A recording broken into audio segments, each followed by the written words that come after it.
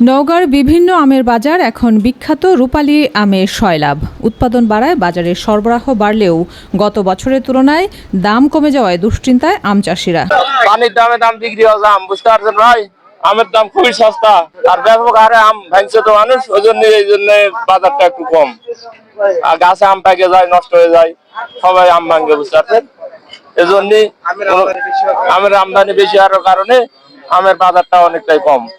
এবার গতবার থেকে এবার আমের দাম অনেক কম, কারণ এবার আমের ফলন বেশি, মানে ক্রেতা নাই, পাটের সেরকম চাহিদাও নাই। তবে এবার সাপাহার বাজারের যানজট ও বাড়তি চাপ এড়াতে ব্যবসায়ীদের নতুন পছন্দ পোরশার নুচনাহার আম বাজার। নিরাপত্তা ও যানজটমুক্ত পরিবেশের কারণে এই বাজারটি দ্রুত জনপ্রিয় হয়ে উঠেছে। প্রতিদিনই বাজারে নামছে বিপুল পরিমাণ আম। তবে গত বছর যে আম বিক্রি হয়েছিল 5 থেকে 6 হাজার টাকা মনে, এবার তা নেমে এসেছে 2.5 থেকে 3 হাজারে। ফলে উৎপাদন খরচ তোলা নিয়ে চিন্তিত চাষিরা। গত বছরের তুলনায় এবার আমের আমদানি বেশি, এই কারণে বাজারে আমের দাম কম। আর অন্যান্য বছর বাজারে অনেক ব্যাপারী আমদানি হয়, কিন্তু এবার এই মাত্র আসতেছে, বাজারও মোটামুটি কম, ভালো না।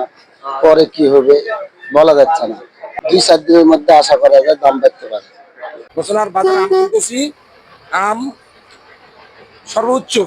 সর্বোচ্চ ভিআইপি আম কিনতেছি 2500, 2600, 3000, নিম্ন কোয়ালিটি 1000।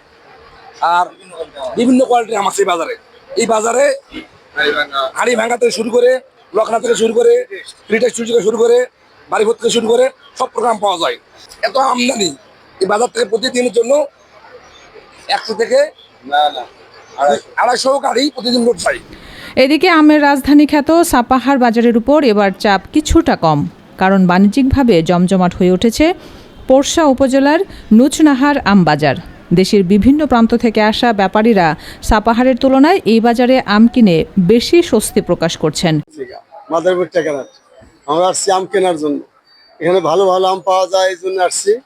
আর ব্যস্ত আমাদের সুবিধা হয়, ভালো আম পাইলে বাজারের সুযোগ সুবিধা আছে, এই জন্য আমরা আসছি। কোনো যানজট নাই, ওই আপনার আম কিনে রাখতে সুবিধা, আনতে সুবিধা, কোনো অসুবিধা হয় না এখানে। সুবিশাল পরিসর আর পরিপাটি ব্যবস্থাপনার কারণে দূর দূরান্তের ব্যবসায়ীদের কাছে দ্রুতই নির্ভরযোগ্য হয়ে উঠেছে পোরশার এই নতুন বাজারটি। কৃষি বিভাগ বলছে চলতি মৌসুমে জেলার প্রায় 30,000 হেক্টর জমিতে আমের চাষ হয়েছে, যা থেকে প্রায় 3,000 কোটি টাকার বাণিজ্যের সম্ভাবনা রয়েছে। এছাড়া ইউরোপ সহ বিদেশের বাজারেও এবার 1,100 মেট্রিক টন আম রপ্তানির লক্ষ্যমাত্রা নেওয়া হয়েছে। এবছর আমাদের 30,310 হেক্টর জমিতে আমাদের আমের আবাদ হয়েছে।